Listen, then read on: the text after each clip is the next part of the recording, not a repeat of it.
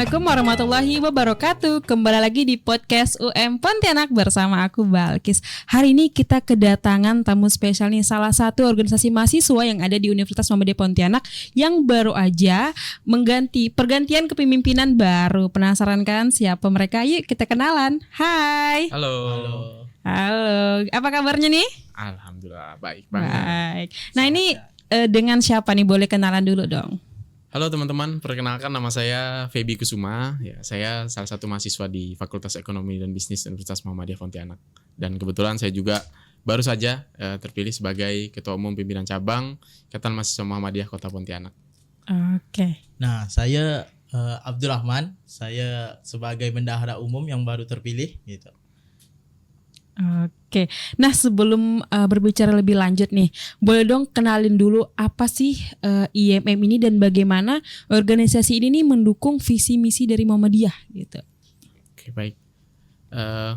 IMM ya, kalau kita bicara IMM sebenarnya menarik nih Kak Balkis. Aduh, gimana tuh? IMM itu mungkin sebagian mahasiswa baru masih asing gitu. Apa sih IMM gitu? Padahal IMM itu merupakan organisasi otonom. Organisasi otonom itu salah satu organisasi yang memang dibawahi langsung sama Muhammadiyah. Jadi di Muhammadiyah ini kan banyak banget kan organisasi kepemudaan. Ya, ada Pemuda Muhammadiyah, ada Nahdlatul Asyiyah, masuklah ada IMM, bahkan di tingkat sekolah pun ada IPM gitu. Betul. Jadi kita nih sekarang ada di fase di mahasiswanya. Jadi kenapa kita di IMM gitu. Jadi IMM itu organisasi Ikatan Mahasiswa Muhammadiyah yang memang ada di kampus Muhammadiyah tentunya, dibawahi langsung sama kampus Muhammadiyah. Dan juga IMM itu salah satu organisasi yang punya tujuan nih. Tujuannya memang membentuk akademisi Islam untuk mencapai tujuan Muhammadiyah. Yang dimana kan tujuan Muhammadiyah ini untuk membentuk umat muslim atau umat Islam yang sebenar-benarnya gitu. Jadi kenapa IMM nih seperti yang ditanyakan Kak Balkis tadi kan, kenapa IMM punya tujuannya mengarah apakah sejalan dengan Muhammadiyah? Tentu banget gitu. IMM karena dari namanya saja itu kita udah bisa kenal kan, Ikatan Mahasiswa Muhammadiyah yang pastinya kita di bawah naungan Muhammadiyah dan pasti punya tujuan sama-sama untuk membangun Muhammadiyah. Gitu sih Kak Balkis. Oke.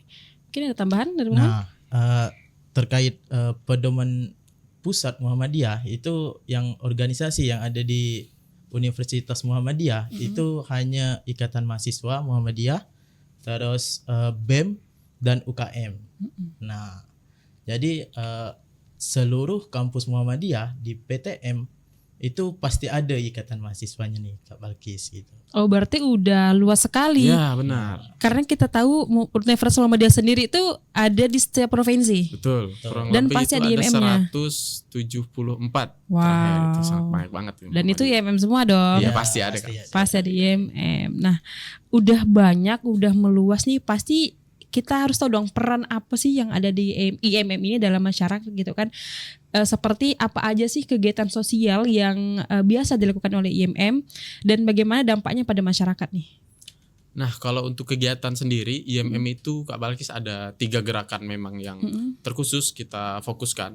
Yang pertama itu dari segi religiusitas ya, kemudian dari intelektualitas dan humanitas ya kan. Kalau dari religius mungkin dari nilai keislamannya, lalu kemudian dari intelektual bagaimana sekarang seorang mahasiswa itu ya harus punya intelektual yang bagus di atas siswa, namanya pun udah mahal kan. Kita harus betul-betul dengan karakteristik kita seorang mahasiswa itu pasti dengan intelektualitasnya yang sangat tinggi gitu. Dan dari religius kan bagaimana kita pendekatan dengan masyarakat, kegiatan-kegiatan memang bisa berdampak langsung sama mereka di masyarakat gitu. Kalau seperti yang ditanyakan Kak Balkis, mungkin kegiatan sosial apa yang IMM sering buat ya. IMM kalau untuk sosial teman-teman sering kok kita kadang turun langsung ke masyarakat ya, kita kadang turun ke panti asuhan, kadang kita buat ketika ada salah satu bencana-bencana yang ada di Kalbar khususnya, kita selalu dorong turun langsung ke jalan, ataupun kita buat donasi, buat kegiatan-kegiatan sosial. Dan mungkin dalam waktu dekat nih ada nih Kak Balkis, salah satu pimpinan IMM itu. Jadi IMM tuh teman-teman bukan hanya ada di kampus Muhammadiyah nih Kak Balkis. Oh gitu. Jadi IMM ini ada juga di Universitas Tanjung Pura ya, terus kemudian ada di IAIN Pontianak, kemudian ada juga di Politeknik Aisyah. Oh, Politek. Yang fokus dengan kesehatan gitu. Jadi kegiatan kesehatan mungkin bisa lebih fokus dengan mereka di sana. Jadi ada salah satu kegiatan itu besok Ya. ada kegiatan donor darah nih dari teman-teman IMM yang untuk kerjasama dengan PMI. Jadi gimana caranya kita terjun ke masyarakat juga, ya membantulah secara tidak langsung, kita terjun langsung dengan kegiatan-kegiatan sosial. Oh gitu, berarti selain di Universitas Muhammadiyah Pontianak, IMM ini juga ada di beberapa kampus lain ya di luarnya. Ya, ada, betul. Dan itu juga bisa diterima oleh kampus Ya, lain. betul. Dan responnya pasti positif dong. Positif pasti. Positif banget. Nah, terus bagaimana sih IMM ini membantu mahasiswa nih terlibat dalam aktivitas sosialnya dan memberikan kontribusi yang positif nih bagi lingkungan? Mungkin Bang Man? Jadi gimana caranya kawan-kawan mahasiswa nih bisa dapatkan ilmu yang ada di kelas gitu. Nah, dan juga kita juga harus mengupgrade diri kawan-kawan mahasiswa supaya kawan-kawan ini bisa turun ke sosial gitu. Gerakan-gerakan sosial selain juga ya ndak hanya sedekah-sedekah yang dari masjid gitu. Dan kita juga harus meramaikan ya selain di masjid ya juga di luar gitu, di jalanan gitu. Kita harus berbakti lah untuk yang masyarakat gitu. Pokoknya harus bersentuhan langsung nih dengan Nah, masyarakat ya, IMM betul. ini ya. Berarti nggak hanya di dalam ibarat kata nggak hanya di dalam kandang nih, Iya, betul. tapi mainnya langsung keluar kandang nih gitu. Betul. Nah, terus nih soal kepemimpinan nih di dalam IMM itu sendiri kan, apakah apakah IMM ini membantu masyarakat mahasiswa dalam mengembangkan potensinya sebagai pemimpin gitu, kepemimpinan? Tentu kalau untuk IMM sendiri Kak, kita kan salah satu organisasi juga. Jadi organisasi itu pastinya kita bakal terus mencetak pemimpin-pemimpin pastinya gitu. Terkhusus di Muhammadiyah, kita memang yang salah satu organisasi yang memang harus punya fokus menciptakan pemimpin-pemimpin yang dengan jalur fokusnya ya keislaman pastinya gitu. Di IMM sendiri kalau secara basic kepemimpinan kita selalu mencetak itu nih Kak Balkis. Bahkan IMM itu secara tingkatan itu sangat terstruktur gitu. Iya. Jadi teman-teman ketika gabung nanti sama IMM itu dari tingkat fakultas kita ada IMM, lalu kemudian ada tingkat universitasnya. Iya. Itu juga kita ada wadah nih. Jadi teman-teman nanti ada yang bakal bisa masuk di sana.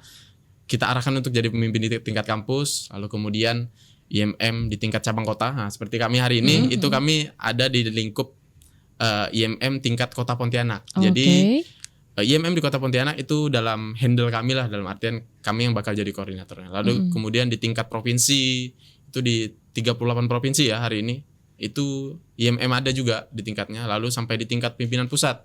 Jadi terstruktur nih Kak Balkis. Oh, jadi dia kayak punya apa ya? Ada kelasnya gitu ya? Dan tingkatannya. Tingkatannya gitu. Jadi dari Universitas Muhammadiyah, dari Komsat maksudnya tadi ya. Komisariat, lalu ke tingkat koordinator komisariat, tingkat Forkom, kampus, kemudian kabupaten kota, provinsi, nasional. Jadi IMM ini bisa kita berkancah sampai nasional gitu. Wow. Jadi ketika teman-teman gabung IMM, jadi enggak misal ketika teman-teman kuliah selesai nih dari kampus Muhammadiyah, jadi teman-teman enggak bakalan hanya stuck setelah selesai kampus udah gitu. Iya. Kalau sama IMM, teman-teman masih bisa terus. Oh. Jadi oke. bisa jenjangnya bisa terus berjalan gitu. Walaupun bukan mahasiswa, saya dari mahasiswa masih Ya, bisa. benar. Asal dah dari awal tadi ya. Iya, betul. Bukan ujuk-ujuk pertengahan Betul. baru masuknya nggak bisa gitu ya. Oke, nah terus nih organisasinya udah besar nih, udah menciptakan pemimpin pastinya yang udah berskala nasional maupun internasional mungkin ya. Apa sih tantangan nih dari teman-teman sendiri ini di IMM gitu? Apa tantangan terbesar yang saat ini nih lagi dihadapi? Mungkin Tantangan saat ini karena literasi sih sebenarnya. Di Kalbar nih kan memang hitungannya literasi itu paling rendah gitu. Dan gimana caranya kita sebagai IMM itu meningkatkan tingkat literasinya gitu. Dan karena kita udah terbiasa gerakan sosial, setidaknya kita bakal bisa lah mengupgrade tentang literasi. Gitu. Oke, berarti sering buat kajian gitu ya kalau di IMM? Ya, sering. Kita sama teman-teman di IMM gitu. Salah satunya apa? Contoh yang untuk meningkatkan literasi tadi nih. Nah, kawan-kawan IMM itu sering bedah buku, diskusi terkait apa yang terbaru hari ini gitu kan. Jadi mulailah dari yang kecil-kecil, kegiatan ini nih yang bisa untuk meningkatkan literasi kalbar gitu. Jadi juga dibarengi dengan diskusi-diskusi juga ya kalau IMM gitu ya. Betul. Biasanya di mana tuh kalau untuk kita tahu informasinya gitu kalau ada diskusi gimana? Mungkin teman-teman nanti boleh ini nih suruh follow komisariat-komisariat yang ada di UM Pontianak gitu. Ada koordinator komisariat, ada komisariat per fakultas, itu semua fakultas ada nih Kak Balkis. Jadi IMM, jadi teman-teman jangan takut tak kebagian wadah nih ya. Iya betul. Tapi IMM pasti ada di kampus Muhammadiyah. Semua fakultas ada, Pak. Dan sekarang ini lagi open rekrutmennya. Jadi teman-teman yang mau berproses sama-sama belajar, ya kita sama-sama proses lah belajar gitu. Sama-sama di IMM. Oke, nanti boleh di akhir boleh dikasih tahu ya apa-apa fakultas apa-apa Instagram dari fakultas masing-masing ya. Boleh, siap. Oke, nah terus nih apa sih kan udah tadi tantangan tadi nih, tantangan pertama karena kurang literasi nih kan. Nah, tantangan kedua nih mungkin ini yang sering kali dialami ya.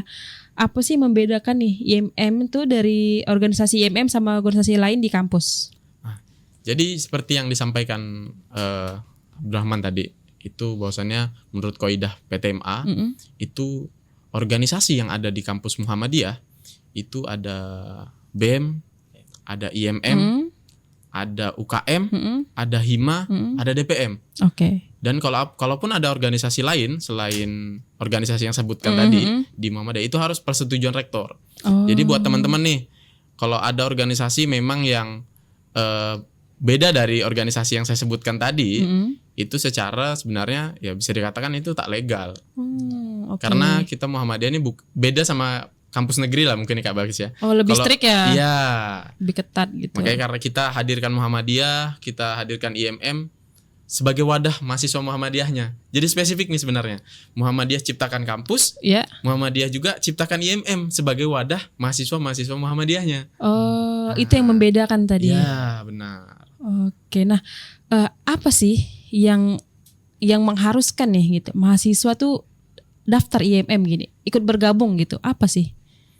Yang pertama sih pasti kita mempelajari terkait dengan kemuhammadiyahannya sih Kak Balkis. Mungkin sebagian teman-teman ada yang merasa asing nih sama Muhammadiyah gitu. Bahkan yang punya pandangan ya sisi-sisi negatif terkait dengan Muhammadiyah karena mereka hanya memandang dari luar gitu. Mereka tidak masuk di dalam dan tidak memahami secara langsung gitu bagaimana Muhammadiyah. Padahal kan Muhammadiyah tagline-nya saja berkemajuan gitu kan. Muhammadiyah berkemajuan. Berarti kan secara tidak langsung Muhammadiyah ini selalu upgrade tentang keilmuan, selalu upgrade, selalu terdepan gitu. Dalam konteks kemajuan kan kita selalu terdepan nih Muhammadiyah. Jadi kenapa teman-teman harus bareng sama IMM? Ya karena IMM salah satu organisasi yang memang dibawain langsung sama Muhammadiyah. Ya teman-teman pun ya kuliah di Muhammadiyah, secara tidak langsung ya bisa jadi jembatan nih teman-teman. Misal ketika teman-teman masuk di Muhammadiyah jalur ekonomi, ya kita fasilitasi nanti teman-teman di jalur ekonominya melalui IMM. Kemudian di jalur kesehatan kita dengan fokus tadi humanitasnya, kemanusiaannya, kita fasilitasi nanti teman-teman melalui IMM di fakultas kesehatannya mungkin gitu. Nah, jadi kita bisa fokus langsung karena IMM kita lebih fokusnya bukan hanya untuk secara pribadi, tapi kita mau langsung IMM ini bisa berdampak langsung dengan masyarakat nih Kak Balkis. Secara luas gitu. Bukan hanya di tingkat kampus saja gitu. Nah, itu terkait kaidah lah ya, terkait pandangannya tentang IMM. Dan ndak hanya ekonomi dan kesehatan nih Pak Ketua. Karena saya ini kan dari teknik nih, jadi harus mempromosikan juga nih. Boleh. Nah, tapi memang betul kawan-kawan, seluruh fakultas yang ada di universitas itu ada IMM-nya dan kita harus berproses juga di situ. Dan di Kota Pontianak nih alhamdulillah ndak hanya Universitas Muhammadiyah, tapi juga ada di IAIN, di Universitas Tanjung Pura, terus Politeknik Aisyah gitu, ada juga gitu. Nah, untuk kawan-kawan yang entah itu lagi berproses kuliah di luar Universitas Muhammadiyah nih bisa bergabung tuh. Dari sisi ID tadi ngapain dia?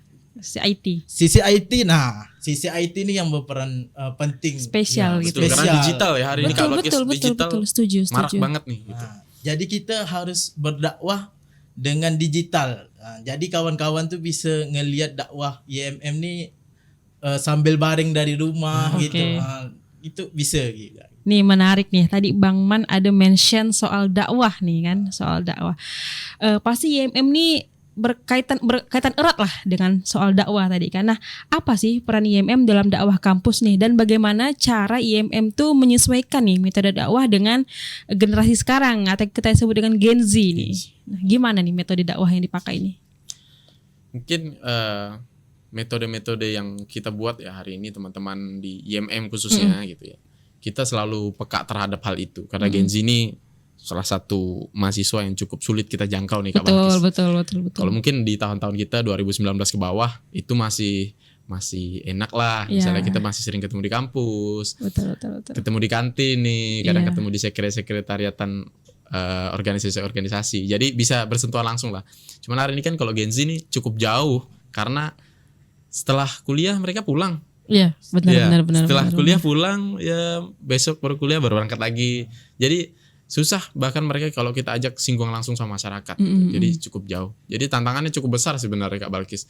PR kita hari ini ya mungkin lewat jalur-jalur digital itu karena hari ini mereka mungkin bisa megang handphone mereka itu bisa berjam-jam lebih banyak dibanding mereka belajar di kampus. Jadi secara langsung kita bisa fokuskan target kita bagaimana Gen Z ini bisa kita capai dengan cara yaitu dakwah melalui media sosial ya, dakwah-dakwah yang menarik. Kali ini dengan konten-konten TikTok mungkin ya yang buat menarik mereka secara tidak langsung. Itu sih Kak Balkis. Oke, menarik banget. Apalagi kalau sekarang kan sering yang FVP Ya. gitu kan. Jadi IMM tuh juga mengikuti tren Betul. itu. Betul. banget. Oke, keren sekali. Terus nih, bagaimana sih IMM itu tuh mengimplementasikan nilai-nilai Muhammadiyah dalam setiap programnya? Kan tadi udah nih lewat FYP, TikTok segala macam. Nah, implementasinya sendiri lah. Nilai-nilai dari Muhammadiyah itu. Momen? Ya kita harus menjalankan lah apa yang jadi rutin dan kegiatan Muhammadiyah nih dia. Jadi setiap kegiatan kan Muhammadiyah juga bergerak di pendidikan, di kesehatan juga. Ya. Nah, IMM nih juga bergerak di situ. Oke. Gitu. Dan ya tadi kita bergerak sosial, entah itu kesehatan masyarakat ataupun apa gitu kan.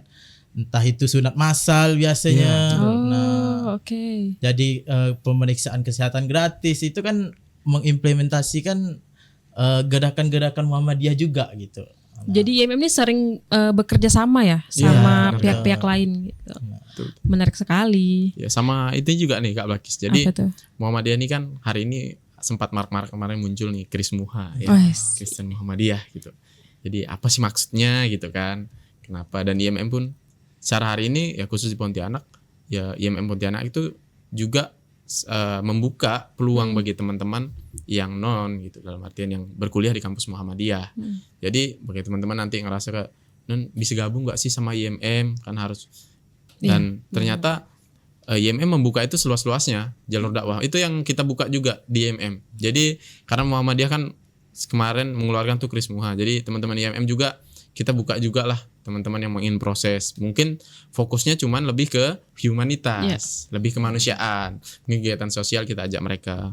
Dan juga IMM nih kenapa bisa Krismuha itu muncul? Karena memang ada kampus nih Kak Balkis di Sorong, di Papua, itu bahkan 80-90%-nya itu mahasiswa non Muhammadiyah. Jadi Muhammadiyah tuh memfasilitasi mereka juga gitu. Jadi tidak ada membeda-bedakan.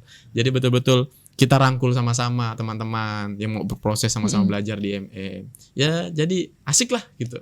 Berarti salah satu sikap inklusif nih. Ya benar. Di dalam IMM mempromosikan nilai-nilai kemuhammadiyahan. Betul.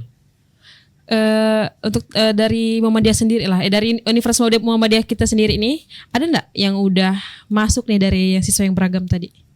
Ada Kak Bagis. Oh ada. Ada beberapa fakultas ekonomi, fakultas hukum, fakultas kesehatan. Oke. Nah, kalau FAI mungkin enggak lah ya. Karena memang Iya dari benar awal mereka sih. Ya benar. Jadi ada Kak memang beberapa yang udah apa namanya gabung sama IMM dan itu non gitu. Tapi kita fasilitasi mereka. Kita dampingin mereka mungkin secara keilmuannya kita dampingin. Terus kemudian dari segi kemasyarakatannya ya, karena mungkin kegiatan sosial karena sama kan setiap Iya. itu pasti mendorong untuk berbuat kebaikan, selalu buat berbuat kebaikan dan yang pastinya selalu bermanfaat gitu untuk sesama. Betul. Nah, ngomong-ngomong soal tadi pastinya ada perbedaan dong. Kan antara non sama yang muslim kan. Itu pasti ada pergejolakannya tuh. Nah, gimana sih IMM sendiri tuh menangani tuh perbedaan pandangan dan menjaga solidaritas nih di antara anggotanya yang beragam tadi? Ya, kalau bagi kami untuk supaya ndak ada perbedaan, kami sosialisasikan terkait Kerismuha itu ke kader-kader yang udah yang muslim gitu.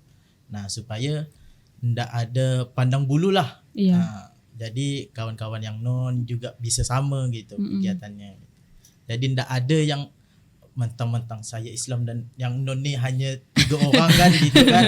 Jadi Betul. diasingkan jadi ndak ada gitu. Ndak ada mengasingkan lah gitu. Nah, Sama juga kan ini Kak, budaya kita di Pontianak nih kan budaya-budaya ngopi Iya, betul.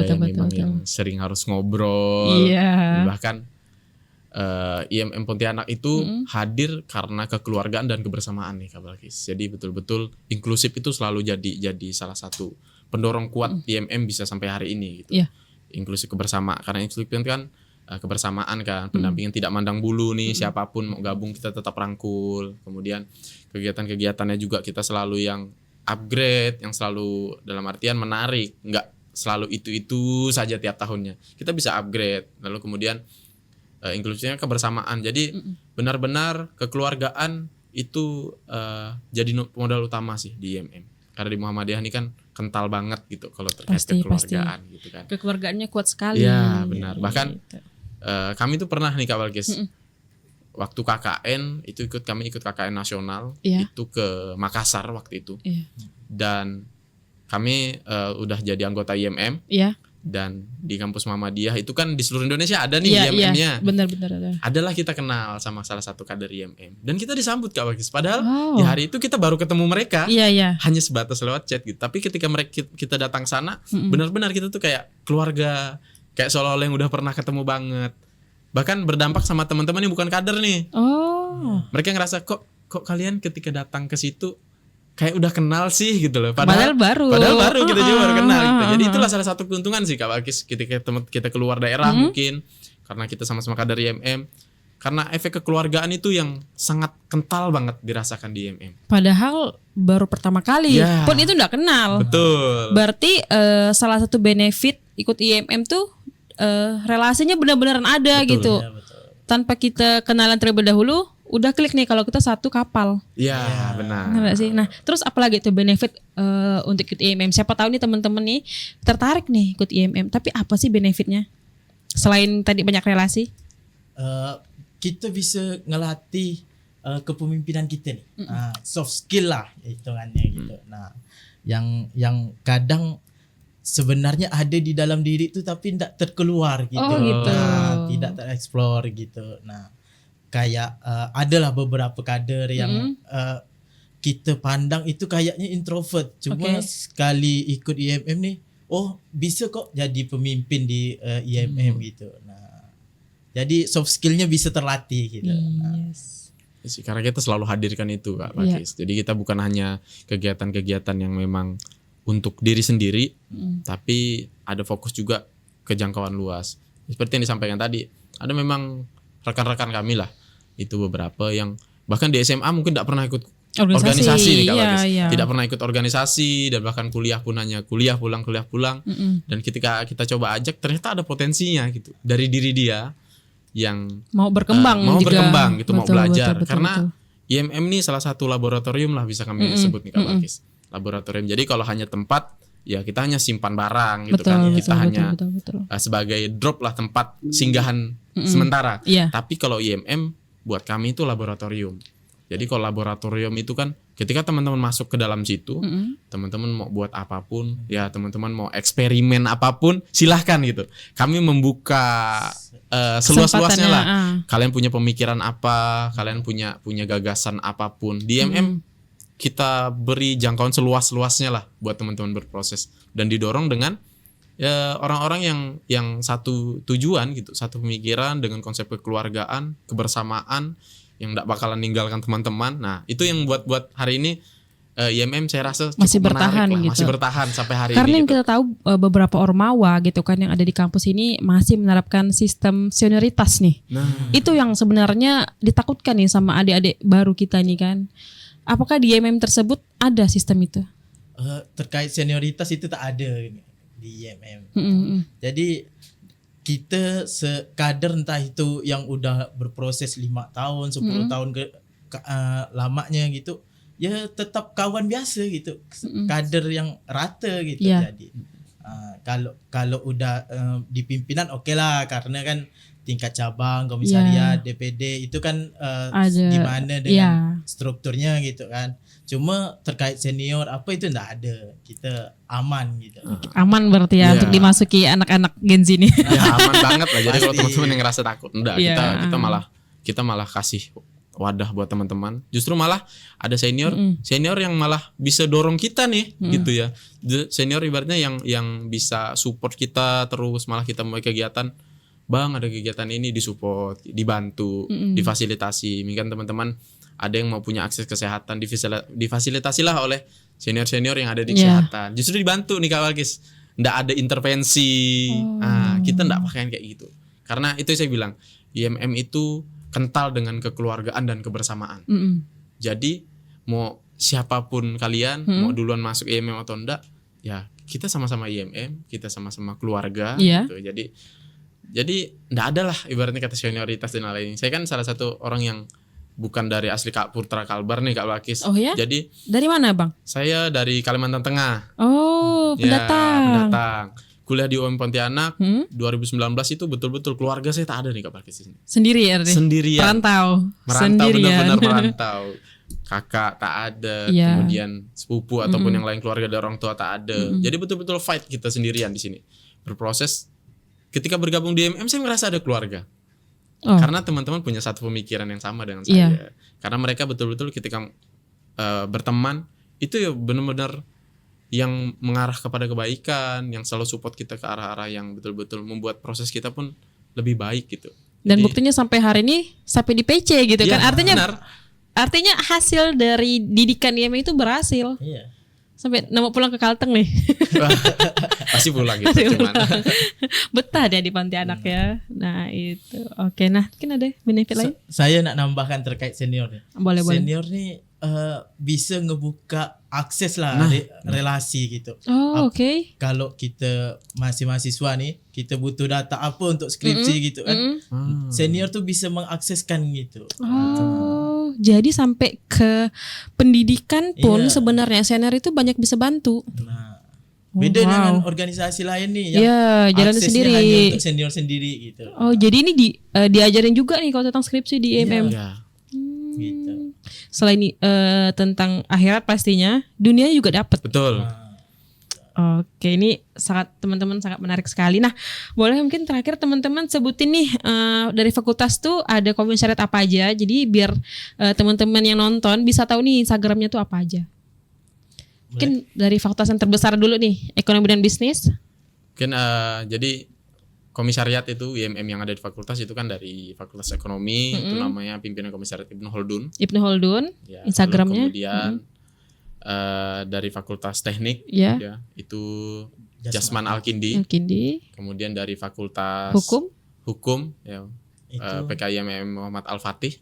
oke, Kemudian dari Fakultas Ilmu Kesehatan iya, itu pimpinan komisariat Avicenna. Sina, Kemudian dari Fakultas Keguruan dan Ilmu Pendidikan iya, itu dari Daswisen. Dasisa, Lalu kemudian dari Fakultas Perikanan Iya. itu ada PKIMM Safi Natunajah. Natun aja. Lalu kemudian dari Fakultas FAI, Fakultas Agama Islam itu ada Ibnu Qayyim.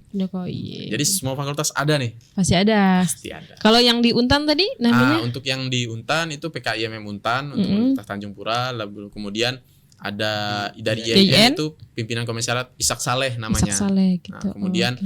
dari Politeknik Aisyah itu namanya ada Dr. Abdul Bari Barasila. terus? Kalau yang dari ITKS? Dari ITKS itu Kak masuknya ke Kuburaya. Oh, Kuburaya. Oh, Iya, ini untuk yang Pontianak. Pontianak. Oh, Budaya itu ada IMM sendiri, cabang kotanya. Oh, itu belain lagi tuh. Beda lagi, cuman sama-sama IMM. Sama-sama IMM gitu. Oh, oke. Nah, terakhir nih mungkin ada sepatah dua patah nih dari masing-masing kader Boleh. untuk adik-adik kita. Jadi Baby dulu, Bang Baby buat dulu. teman-teman ya, adik-adik saya lah, karena saya pun salah satu Iya. yang kuliah di kampus ini juga. Jadi Betul. ya berproses lah ya buat teman-teman, karena dimanapun tempat kita, dimanapun kita berada, ya kita harus selalu bisa bermanfaat untuk siapapun. Berproses, belajar. Mungkin di IMM adalah salah satu wadah terbaik ya, Oke. yang buat teman-teman harus benar-benar gabung, karena kita pasti fasilitasi teman-teman, kita bakal kasih fokus teman-teman mau kemana, kita kasih jalur gitu loh. Jadi saya mengutip salah satu ayat itu, khairun nas alfahum minnas gitu. Jadi sebaik-baiknya manusia adalah yang bermanfaat Iya. bagi orang lain. Gitu sih Kak. Iya, Itu yang iya, jadi iya. salah satu pegangan saya juga. Iya. Karena saya sendirian di Pontianak, itu yang selalu saya pegang. Jadi dan bersama IMM saya dapat itu. Gitu. Jadi saya saranin banget nih buat teman-teman yang nanti nonton video ini gitu ya. Yuk gabung IMM. Kita sama-sama proses, kita sama-sama belajar gitu di IMM. Yes. Oke, Bang. Kalau dari saya kita harus berlomba-lomba dalam kebaikan. Oh, iya. Nah, itu ya dari saya, karena apapun yang kita jalani untuk kebaikan pasti ada hasilnya gitu. Nah, untuk kawan-kawan jangan lupa untuk gabung ke IMM. Nah, kalau mau ke gabung IMM nih boleh hubungin siapa nih? Instagram setiap fakultasnya gitu. Instagram setiap komisariatnya bisa dihubungi gitu. Oke. Aduh, ini kalau diterusin panjang banget nih, karena seru sekali berbicara dengan abang-abang dari IMM ini, karena benar-benar ngebuka pandangan baru nih tentang IMM kan. Karena kita taunya IMM tuh kayaknya flat gitu loh, maksudnya serius bener, padahal enggak gitu kan. Banyak aspek-aspek kehidupan nih sebenarnya teman-teman yang bisa kita dapatkan di IMM gitu. Terima kasih banyak kami ucapkan kepada Bang Feby dan Ya, Bang Man yang Kak udah Balkis. mau mampir nih di podcastnya UM Pontianak. Nah teman-teman, itu tadi cerita seru nih dari Ormawa IMM yang ada di UM Pontianak. Buat teman-teman semuanya, benar kata Bang Feby dan kata Bang Man, teruslah berproses dan jadi orang yang bermanfaat, dan serta merta kita tuh harus berlomba-lomba nih dalam kebaikan. Nah, mungkin ya situ sekian dari kami. Ambil baiknya, buang buruknya. Terima kasih buat teman-teman yang udah nonton video ini. Jangan lupa terus support akun sosial media Universitas Muhammadiyah Pontianak di UM Pontianak Official. Universitas Muhammadiyah Pontianak, kampus prestasi. See you next video. Bye. Terima kasih.